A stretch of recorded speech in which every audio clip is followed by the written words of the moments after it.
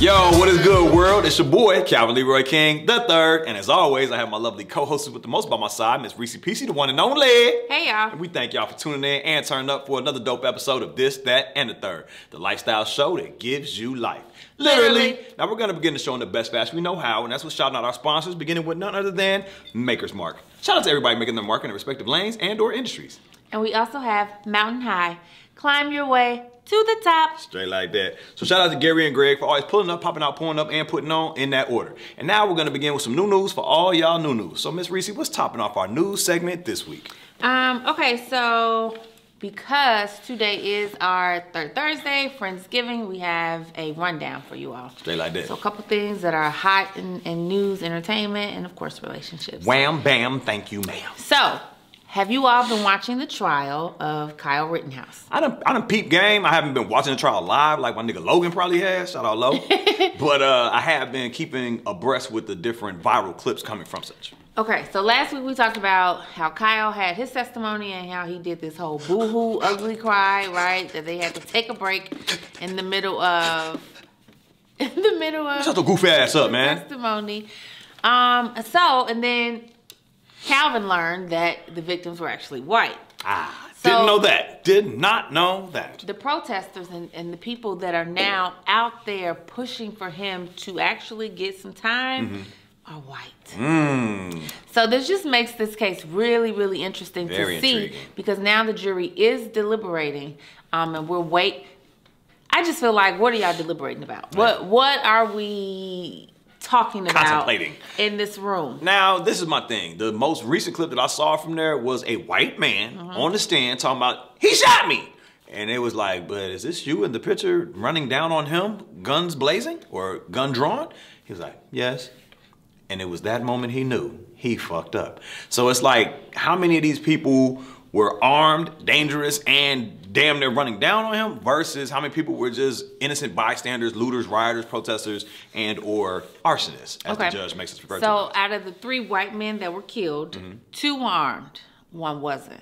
So even still, that's at that least one. Yeah, even if the other ones get thrown out, you should at least get them for that one. But I heard, this is what I heard, in another one of these clips, is that they threw out a very important charge that was like the foundation of the prosecution's case that said that they will not consider the charge of 18 years of age or younger, or maybe just younger than 18, I forget the stipulation, carrying a weapon, not weapon of mass destruction, but a violent weapon? A deadly weapon across state lines. They threw that out, even though he meets the age requirement, but they said like the barrel of the gun that he had was too long to be considered a deadly weapon. Like it's almost a But wasn't it a rifle? Oh, okay. I think it was like, man, I think if it's like, if he was crossing state lines to go with his father to hunt elk during hunting season, he was fine. So that 18-inch barrel versus a 16-inch or shorter barrel, which is considered a deadly weapon for whatever reason, is like a stipulation that they was able to pull and get the foundation of the prosecution's claims thrown out. Well, I like to see that work on a black guy. Right, because it would be like, yo, we had a black male with a, you can stop there, nigga, guilty. Deadly. It's like, that's deadly. A black male is deadly. He should be dead.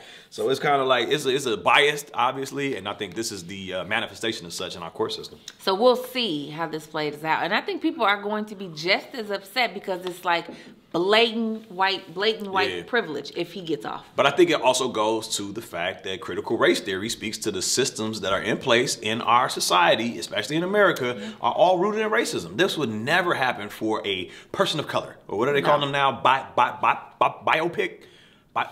Black, indigenous, people of color, BIPOC is what they call non-white people these days. Look, I bet ain't nobody calling me no BIP, nothing. BIPOC. Yeah, you get on enough conference calls, especially in the arts community.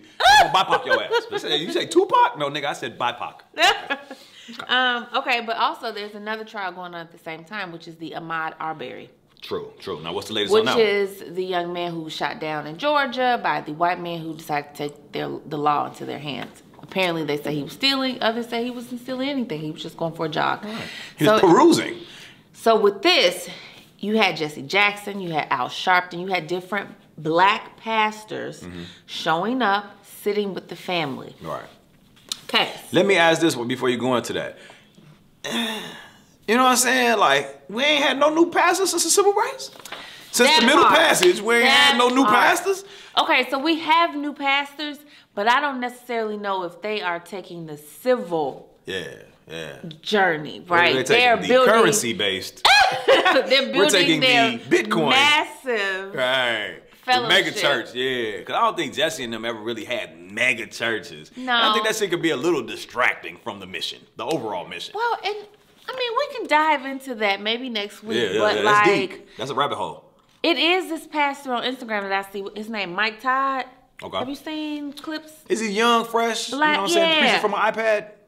I think so. I think they all do, but he walks around with him. So I've been seeing a lot of these different pastors, and I do feel like, especially some of the causes, they could step up. But I think they're trying to separate church and state. Whereas back Jesse Jackson, Al Sharpton was like, nah, let's should go together. Because I think at the end of the day, if it don't make dollars, it don't make sense. So if my parishioners are bipartisan, I must be as well. Yeah. And when you have such a polarizing, staunchly polarizing issue, like the heinous killing of a black man that was just jogging in his own community, and you have people that are taking sides in opposition to one another strictly based on the color of their skin, and usually that's affiliation with their political affiliation as well, you kind of like, man, let me just go ahead and Homer Simpson my way up out of this jam and not say anything. But shout out to Jesse. And you said Al Sharpton, little body, big head ass, he was there too? Yes. Okay. What do you think about this nigga's his new look? You like that pastor from Vampire in Brooklyn, man. Evil is good. That's who that nigga remind me of now, with that Rottweiler head with that lollipop stick ass body, man. But shout out to Jesse though.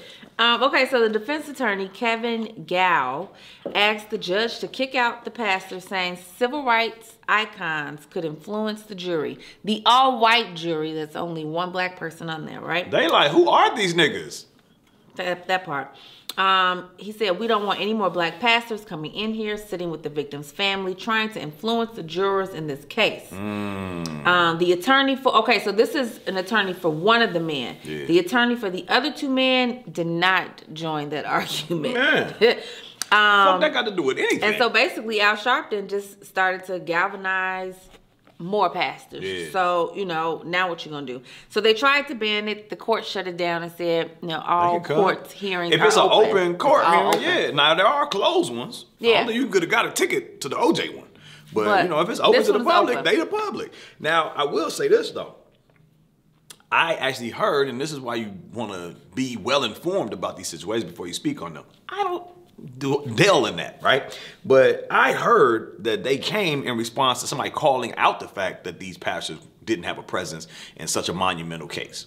And they was like, man, we're all the black pastors let be. And then Jesse and Al and whomever else pulled up. I didn't know that they just went off the strength, and now because they were told that they shouldn't be able to come, now they're galvanizing more pastors. I knew there was a call for pastors to be there. I just didn't know the origin story of it, or at least I heard a misinformed origin story of it. I didn't hear necessarily that they were called.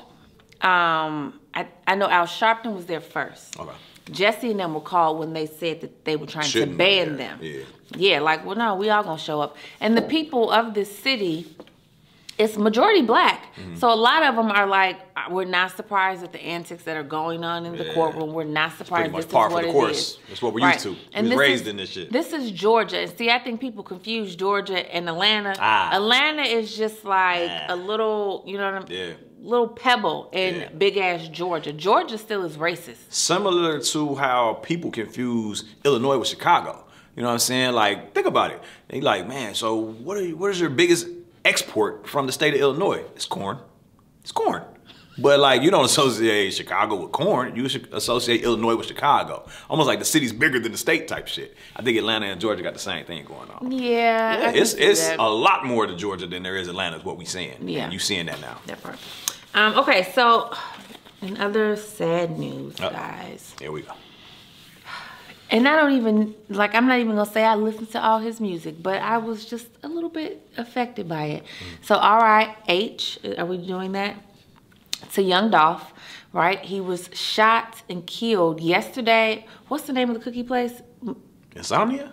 No, the place that he was at.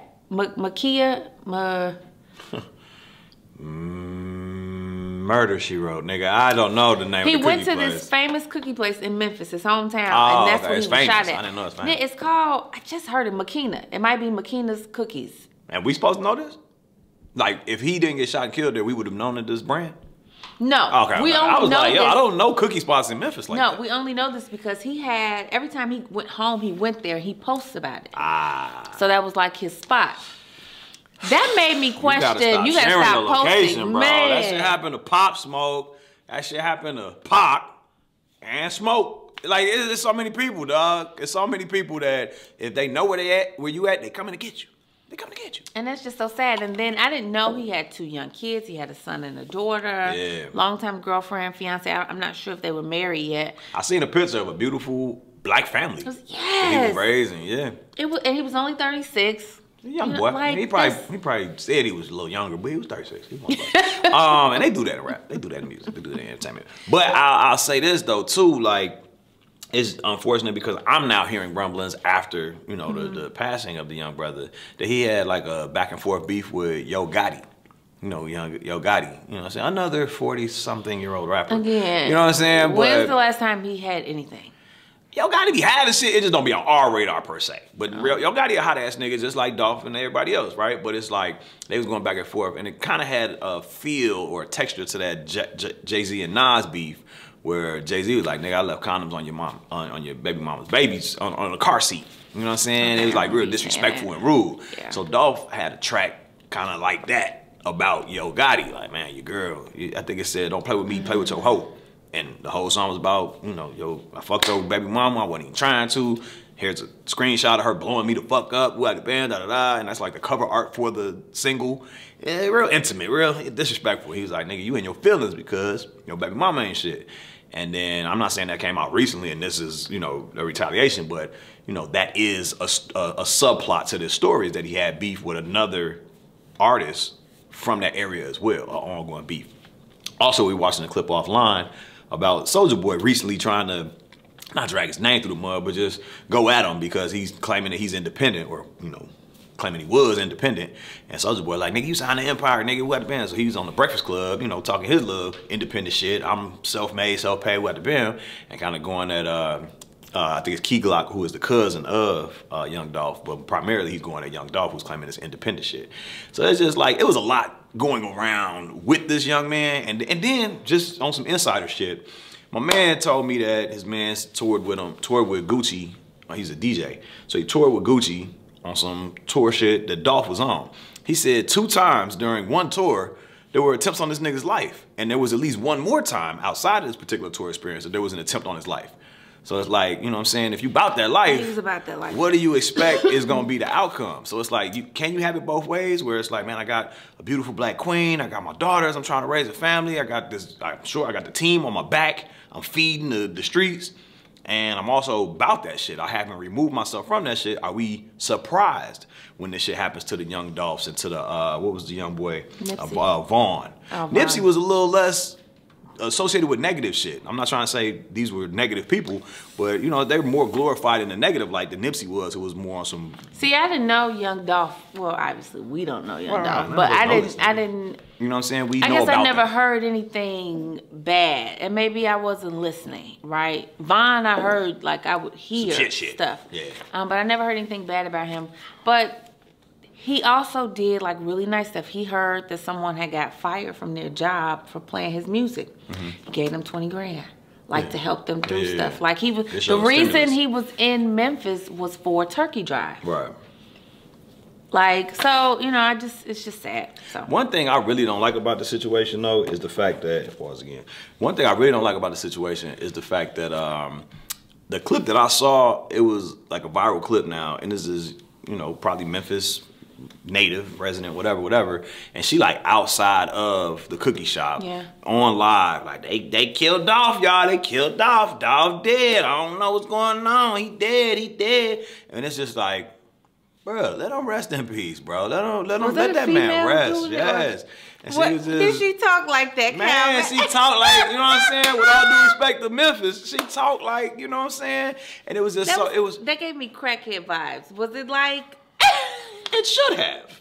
Because the way she was moving, I'm not saying she's a crackhead, but the shit she was doing was crackhead-ish. You know what I'm saying? Okay. It was like, bruh, you taking pictures as the police are pulling up and they really trying to get shit together. Like, you fresh on the scene, like reporting live. Was it's he like, this still man there? dead. Yes. It's a shut out window and this nigga is dead inside. And she's just like, they said it's Young Dolph. Switch it back to me. They said that's Young Dolph. Y'all, I don't know, but shit. Y'all, is that his arm hanging out that window? Like, bitch, stop recording this shit, bro. Stop recording this shit. His family, everybody gotta see that shit. Yeah, man. So, I don't know, man. I ain't like that shit. I don't like that shit. I feel niggas will do anything for clout, but let that man rest, man. Regardless of, you know, your social media likes and follows and shares and all that. At what expense, bro? Because now what if his people get on there with you? You gonna play the victim and shit? I mean, she doing all this shit, you ain't no then gets in reporter. the car and the baby's crying. Bitch, tend to your baby. Tend to your crying child. What the fuck, man? Like, she just had her priorities fucked up, I feel like, man. But we gonna give y'all some content on that, because I got a idea on how to exploit people that do anything for fucking clout, G. And I think that was a prime example of that. But nevertheless, rest in heaven or wherever you went, Young Dolph. Can we slow clap the brother out? Yeah. All right, man. What else we got in the rundown? Well, okay, so I'll go to some happy news, then we'll go back to some bullshit.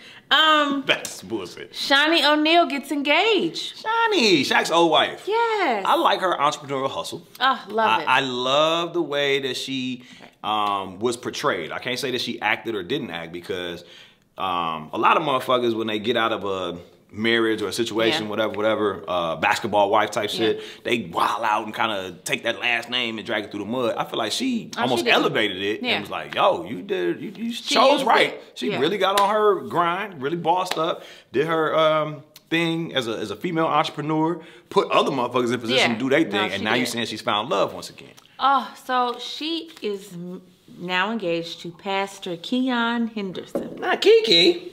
Pastor. Not Kiki. Now, Pastor Key. That's a big That's leap. a jump. That's a leap. I mean, but Shaq is everything but a goddamn reverend. He's everything else. He's everything else. And she said this was her first time being proposed to him on a bended knee. I was like, damn, Shaq big ass didn't get down. He probably did, but he's still above her.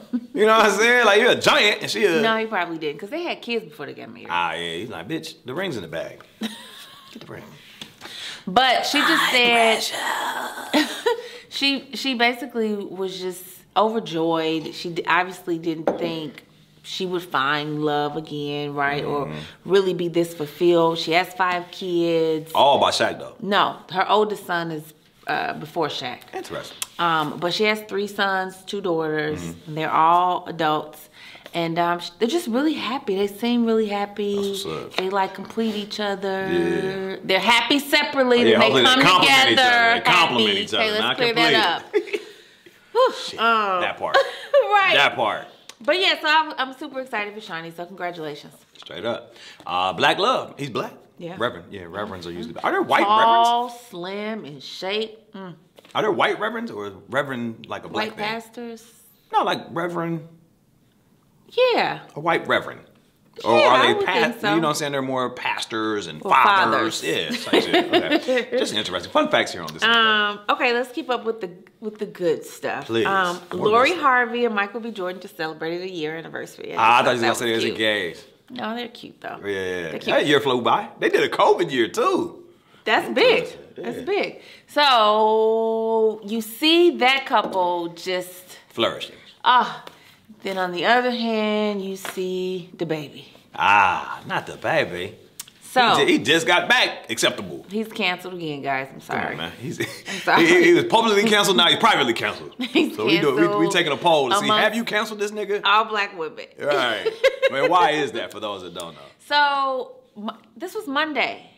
I kind of watched some of this live on Instagram as it was happening. Developing story. And so Danni Leigh, if you don't know who that is, she has a song Easy with Chris Brown. She has a couple other little hits that she came out with prior to COVID. Yeah. She's basically a singing Dej Loaf. Or a singing Dej Loaf. You wouldn't give her Dej? Doja Cat? But her dancing is like a Chris Brown. Like, that's kind of what she was known for. Yeah, she was doing videos before. I remember I got hip to her one because my nigga B-Way was her DJ at one point. Broadway. Okay. But then she did a real good... Kiki challenge. Is that the one you hop out the car? Yeah. Yes. She killed that shit. Yeah. So anyway, she was dating DaBaby. I want to say prior to COVID. They had been dating a while. I'm not going to say a few years, but a while. And... we saw them split. Okay, so let me say this. When she was dating him, she got beef for making that song, Redbone Chick or something. Right. Something about colorism. Because she was kind of, I ain't going to say she was. People thought she was bashing his first baby mama. Who's a little bit more on the melanated side. Right. And who he still fucks with the long way. Probably. So she got, flack for that. Fast forward, they have this relationship. Fast forward, you see them break up. Fast forward, you see her pregnant. It's a lot of fast forward. Right? Because that's kind of how it happened. Like, they'll be on social media, then they're off. Right. Then she's on social media pregnant. Then it's like, who's the daddy? Right. Then now this happens. Yeah. And this is also their 1 year celebration. And so obviously people assume that was his damn baby. Right. People ain't crazy, but she was at his house in North Carolina. She doesn't have anybody there. Right. She went to his house to get her stuff, and she was supposed to take a flight out the next day. Obviously, young couples, or even if they're not a couple, and they bickering, shit happens. Shit escalates. Young entanglements.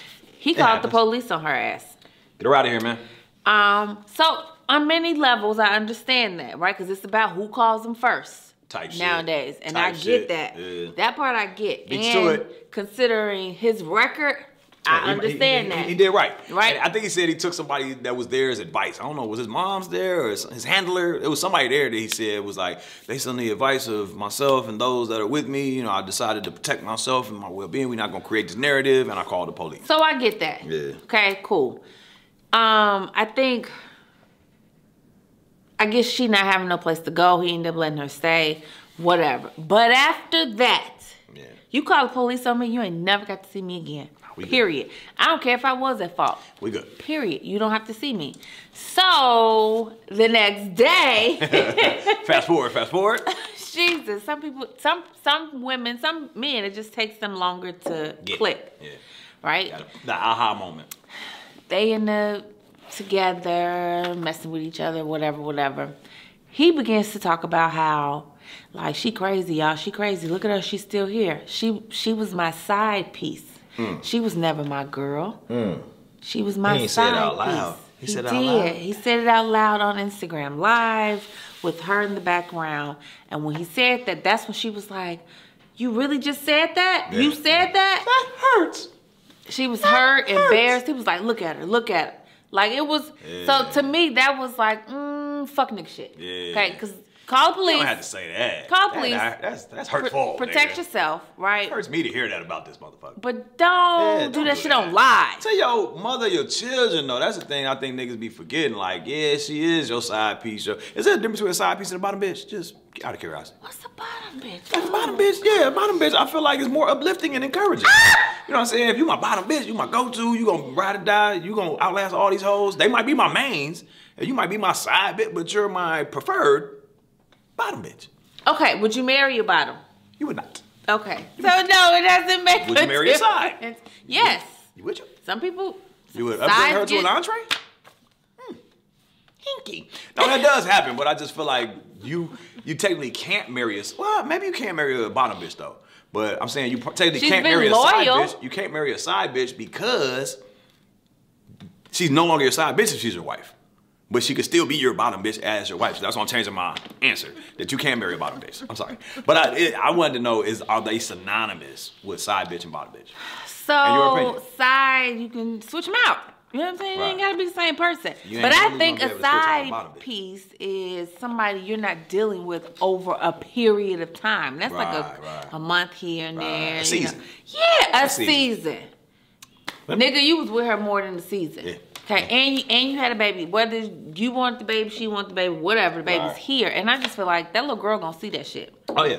And that's the part that I'm saying. You don't want to be disrespecting the mother of your children. Yes. If at all you can avoid it, because it's not just disrespecting. You really want to be uplifting. You know what I'm saying? Versus even being disrespectful or neutral. Because your child is going to see this and they're going to love that parent unconditionally, and it might strain the relationship that they have or the opinion they have with your ass because you felt like the public needed to know something that's your truth. That's all I'm saying. Yeah, and because people always want to show a kid their parents' dirt. Oh, okay. I didn't know that. You know that? Give me an example. So like, there ain't no footage of my mom. Okay, so for example, my granddad, right? He may have dabbled in some drugs. I didn't need to know that. No, it has nothing to do with you. It has nothing to do with me. So why the fuck are you telling me? Ah, okay. I don't know why when you say show, I'm just thinking the era we live in, like, look at your granddad doing drugs. No, but okay, like... you talking about talk about. Well, okay, so that comes from that era. Wasn't no cameras around. But now the shit is worse because people have video. People have cameras. I get it. So even back then when people just telling you in conversation or having a conversation about it, and it's like... And when they were talking, I was thinking to myself, like, I didn't want to know that. Yeah. So it's like now that's why I choose that. Like I'm real upfront with my kids. You ain't gonna be able to tell them shit. Yeah. Because they're gonna know. Type shit. And I think I kind of take that approach too. Like I show my kids my worst side. So if they see me online, they're like, nigga, y'all don't even know this nigga like that. You know what I'm saying? Like y'all think that was bad? Just on last night. This motherfucker was wrapped around the toilet, nigga. Right, like yo. Yeah. So it's like, and again, that's sparingly, but I'd rather them get it from the source because somebody else will embellish your shit. That part. Yeah. So I just hope, so Danni did get a lot of support from like Summer Walker. She was like, because you know her album is all about getting over a guy. Summer Walker? Yes. Yeah. Is she any kin to Vera still Walker? over it. Is she any kin to Vera Walker? I don't even know who that is. Vera Walker. That sounds like somebody's great eye. Vera Walker was the character Della Reese played in goddamn Harlem Nights. They got shot in the pinky toe. That was her name? Vera? Miss Vera Walker? They didn't say it like church folks, though. That's how she said it when she went to see that nigga Bugsy. He said, my name Vera. He shot me in my pinky toe, baby, and I ain't nothing with that life. Yeah, that motherfucker was funny, G. But, I agree with you in terms of, you know what I'm saying, one, being uplifting and respectful of your significant other. You did choose them. And that's a reflection of your maturity and your, you know what I'm saying, taste and whatever else goes into that. Yeah. And then obviously when there's children involved, nobody wins when the family feuds. So I don't know if you remember me posting that picture on the page of Drake and Kanye. I did see that one. I saw a meme though of that shit where it was like Phil Jackson, but it was Jay Prince, and it was hugging Kanye and Drake like, nigga, I'm bringing y'all niggas together. But like, what's that to? What's to that? Yeah, well, I don't really know what the real beef was, but I know the purpose of them coming together is for the Larry Hoover movement, trying to free him because he's been in jail since forever 73. Yeah, so this was at Drake's house because if you swiped over, the next video was of Dave Chappelle, just kind of like, you know, we got our two brothers in the game, two that are really doing their thing. Chappelle was also there? Coming together. Yeah, this was Chappelle talking. Oh. He was like, you know, let's toast to Drake and Kanye. And of course they were playing music from, they were playing Knife Talk from Drake's album. Yeah. And I was thinking, oh, they're not playing Kanye's album. Nah, they ain't really That's not the vibe. Yeah, we're not going for that vibe. Not that donda. But it's good that they can put their beef, so-called beef, because I don't even call that a beef. It's what Kanye calls is professional rap. So it's like KD doesn't have beef with LeBron and Steph. No. They just are both, all three, competitive and trying to be the best at their craft. And we, the people, want to compare them and see who's the best. Yeah, so it's just professional rap. And if there was ever a reason to put your petty differences to the side for a greater good, freeing Larry Hoover is one of the top priorities I would see, because not only do the streets need him, but his family needs him too, man. This is going on 50 fucking years. Enough is enough, nigga. Yeah. On the real. So, but now we're going to move on to our favorite topic on this and the third, and that's none other than relationships. So Ms. Rici, what's topping off our relationship segment this week? So, remember Tami Roman from Basketball Wives? Yeah, I remember she got my nigga in trouble. Who? David. Is this the same Tami that was on the first ever Real World? Yes. Is that her? Yeah. Yeah. I'm like, my nigga David. G, you remember David? Yeah, He's like a comedian. What? That's when I used to watch that shit. Him. He drugged her with yeah. a blanket on her, yeah, but she didn't have her clothes on. So it was all fun and games until it got like pulled off of her, and then it was like rape. This isn't rape. We were joking. We were playing. Yeah. So I know who you're talking about. She had a attitude on that show.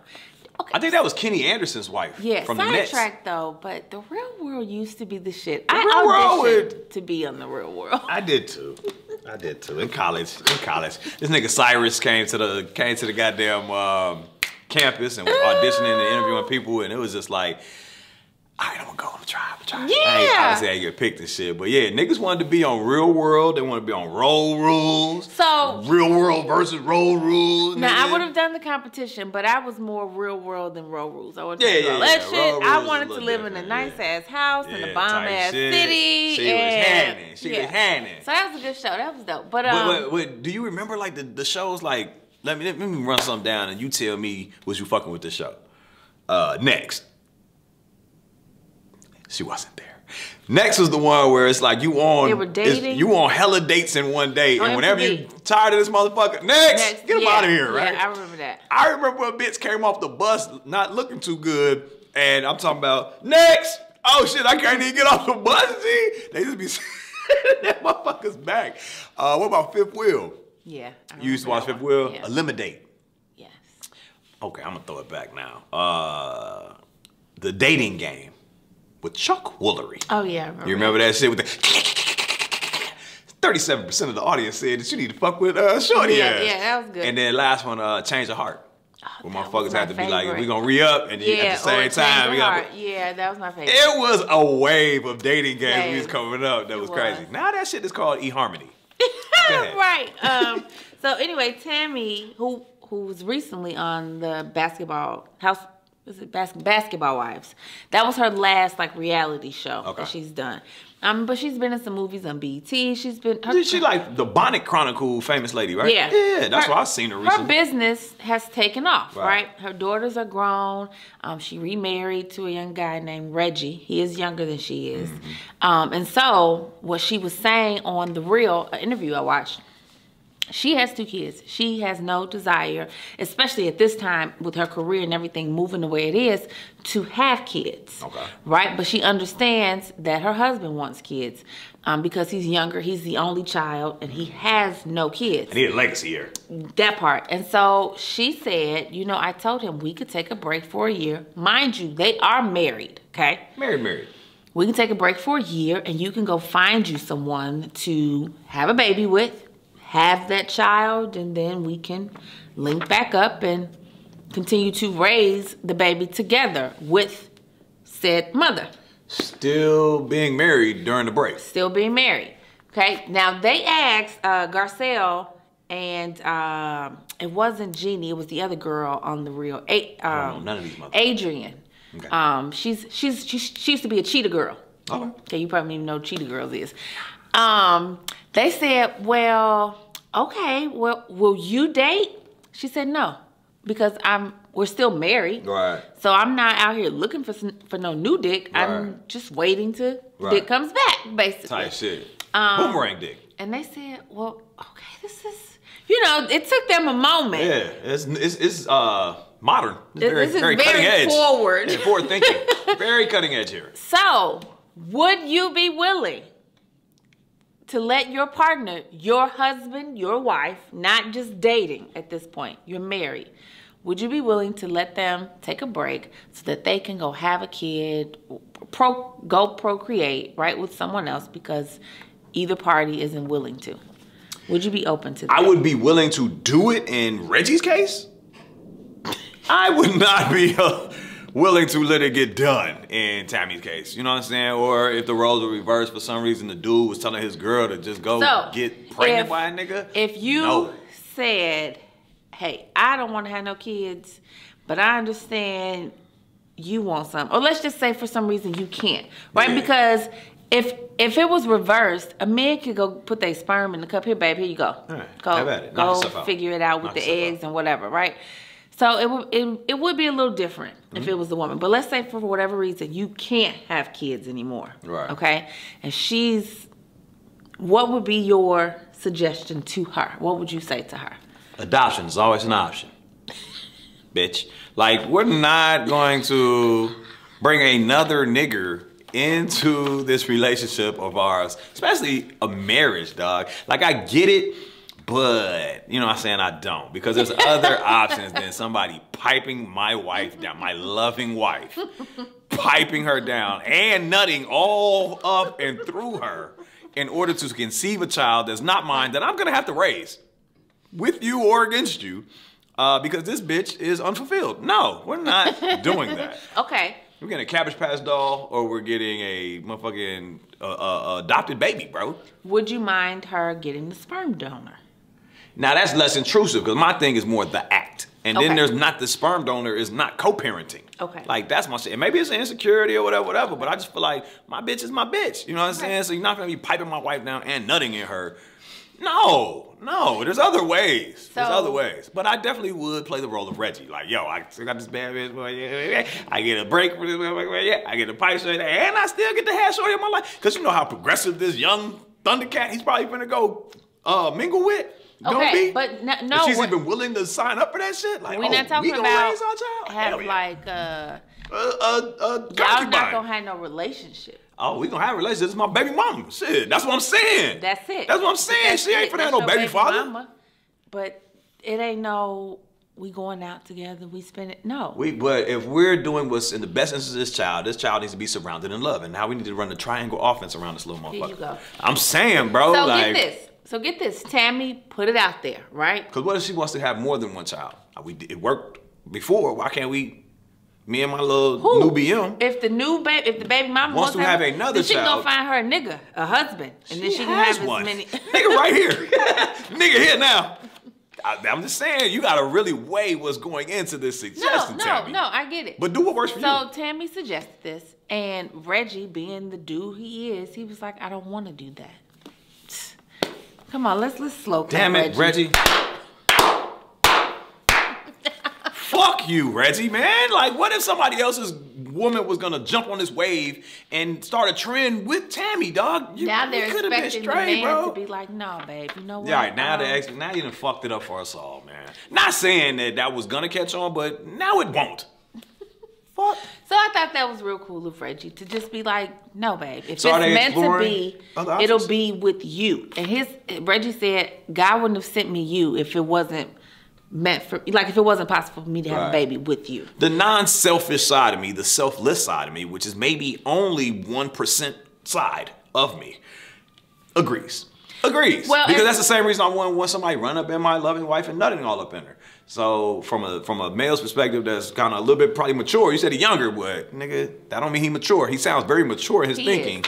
That he's really thought this through and just how she wouldn't want to go out of God's covenant to get pregnant. I wouldn't want her to want that. Yeah. He probably shouldn't want that as a husband, as a real husband. And so what that did for her, because the girls were like, oh, well, that's so great. And she was like, well, but it puts the ball back in my court. And it points out my selfishness a little bit. But she's high risk pregnancy age, ain't she? That part. That's not selfish, that's safety. But you can do in vitro. You can get a surrogate. And that's the thing we talked about on the previous episode. Like, but she would have had to have been got them eggs up out of her to even, and that's why I'm saying I think that's why there's a trend now where moms like they don't want to get caught in that Tami situation without the option. Yeah. So it's like, man, I could put my eggs up all day. Nigga put his sperm up all day, and now we at least have options, even if we never touch that shit ever. Yeah. I don't know what the shelf life on fucking sperm and eggs are, but I heard they freeze them, so I'm assuming they froze goods keep well. Yeah, well, because Candy and her husband Ty, they had twins, and they lost one of them, I think. I also don't know these niggas. Candy from Escape. I do She's know on Escape. The Real Housewives of Atlanta, and her husband Ty. Never met that nigga, but I thought she was married to the mayor in The Chi. That's right, she was on the show. All right, what else we got in relationships, No, man? that is it. All right, well, that about wraps us up for another episode of This, That, and the Third, the lifestyle show that gives you life. Literally. Be sure to tell a friend, check us out on all social media platforms by searching This, That, and the Third with the third spell I, like the Roman numeral 3. Once again, it's been a pleasure serving as a host. It's your boy, Calvin Leroy King, the third. My lovely co-host with the mostest, Miss Rici Pieci, the one and only. And don't ever forget that we are the undisputed king and queen of Chicago podcast. Check us out. This is a traffic jam. It's that and the third. Traffic jam. Doing this, that, and the third.